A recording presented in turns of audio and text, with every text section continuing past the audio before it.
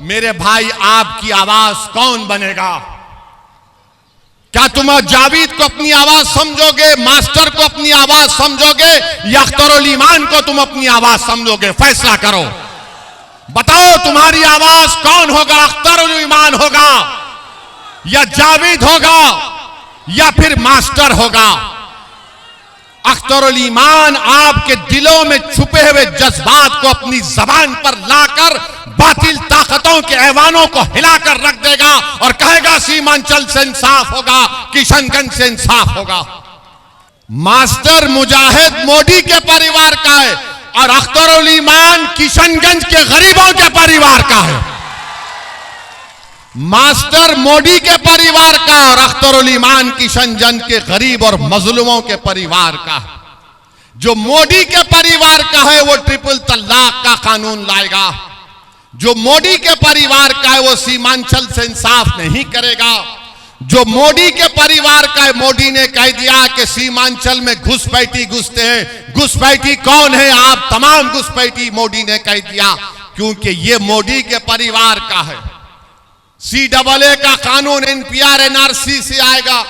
अब ये मास्टर जाकर बोल रहे हैं, ज्ञान बांट रहे हैं। नहीं नहीं नहीं, CAA का कानून सिटीजनशिप देने का है, लेने का नहीं है। मास्टर, तुम्हारे बाप को सामने लाकर बिठाओ और हमसे बहस करो, बोलो। सिटीजनशिप का कानून से NPR NRC का ताल्लुक है। CAA का कानून सिटीजनशिप के कानून से उसका ताल्लुक है। और याद रखो मास्टर, अगर NPR NRC होगा तो किशनगंज की किसी गवर्नमेंट की बिल्डिंग पे तुम्हारा नाम लिखा जाएगा और कोई बीजेपी संगी जाकर कहेगा कि मास्टर के नाम पर मुझे इतराज है, तो मास्टर आपको अपने दादा का बर्थ सर्टिफिकेट लाकर दिखाना पड़ेगा। दिखाओगे तुम? नहीं दिखा पाएंगे, कोई नहीं दिखा पाएगा। क्यों मोदी NPR NRC करना चाहता है? हम तमाम को शहरियत से महरूम करना चाहता है।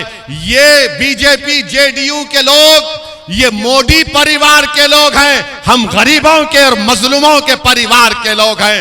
याद रखो, आसाम में NPR NRC हुआ, सुप्रीम कोर्ट के बोलने पर 20 लाख लोग के नाम नहीं आए, उसमें 2 लाख मुसलमान थे। मैं नहीं कह रहा हूं, आसाम का मुख्यमंत्री हेमंत बिस्व शर्मा कह रहा है कि जो मुसलमान नहीं है उनको CAA कानून के तहत भारत की शहरियत दी जाएगी। और वो 2 लाख मुसलमान क्या करेंगे? वो फॉरेनर्स कोर्ट ट्राइब्यूनल में अपना मुकदमा लड़ेंगे। तो मेरे अजीज दोस्तों और बुजुर्गों, इसीलिए हम आपसे अपील कर रहे हैं कि 26 अप्रैल के दिन किशनगंज में आपको एक तारीख बनाना है। डरने और घबराने की जरूरत नहीं है। हम अगर जीत कर जाएंगे इंशाअल्लाह ताला तो 10 साल हमने बराबर फिरका परस्तियों के खिलाफ हमने वोट दिया है। हमने फिरका परस्तों का साथ नहीं दिया है, बल्कि जब नीतीश की हुकूमत बनी उस वक्त स्पीकर का इलेक्शन हुआ तो अख्तरुल ईमान और हमारे तमाम MLAs ने राजद का साथ दिया था ना अख्तर भाई, स्पीकर के इलेक्शन में, डिप्टी स्पीकर के इलेक्शन में। मगर मैं क्यों कह रहा हूं अख्तरुल ईमान को कामयाब करो? मेरे भाई, आपकी आवाज कौन बनेगा? क्या तुम जावेद को अपनी आवाज समझोगे, मास्टर को अपनी आवाज समझोगे, या अख्तरुल ईमान को तुम अपनी आवाज समझोगे? फैसला करो, बताओ तुम्हारी आवाज कौन होगा? अख्तरुल ईमान होगा या जावेद होगा या फिर मास्टर होगा? अख्तरुल ईमान आपके दिलों में छुपे हुए जज्बात को अपनी जबान पर लाकर बातिल ताकतों के ऐवानों को हिलाकर रख देगा और कहेगा सीमांचल से इंसाफ होगा, किशनगंज से इंसाफ होगा। 5 साल में ये कुछ नहीं बोल सके, कुछ नहीं बोल सकते ये पार्लियामेंट में। अरे हमारा भाषण होता तो बैठकर सुनते हैं जावेद। कभी कभी दिल में ख्याल आया कि जावेद साहब कुछ तो सीख लेते हमारी इस भड़काऊ भाषण जो हम देते हैं पार्लियामेंट में। तो बहरहाल मेरे अजीज दोस्तों और बुजुर्गों, आपसे अपील कर रहे हैं कि बहादुरगंज में एक तरफा वोट 26 तारीख को पतंग छाप पर बटन दबा कर दीजिए। पूरे इत्मीनान के साथ जाइए, एक नया इनकलाब सीमांचल और किशनगंज में पैदा करिए, ताकि पार्लियामेंट में आपकी हकीकी आवाज जाए जो आपके मसाइल को हल कर सके। और हम आपसे वादा कर रहे हैं कि इंशाअल्लाह ताला अल्लाह आपके दुआओं और ओट से अख्तरुल ईमान साहब को कामयाब करेगा।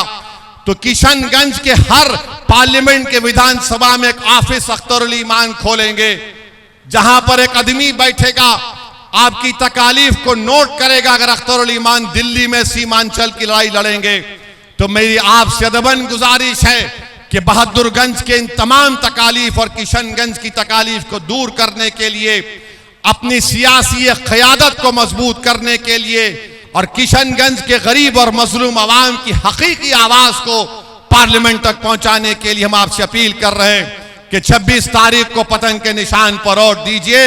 और हम इस उम्मीद से जा रहे हैं कि दोबारा जब बहादुरगंज को आएंगे तो यहां से आपका एमपी अख्तरुल ईमान होगा इंशाअल्लाह ताला।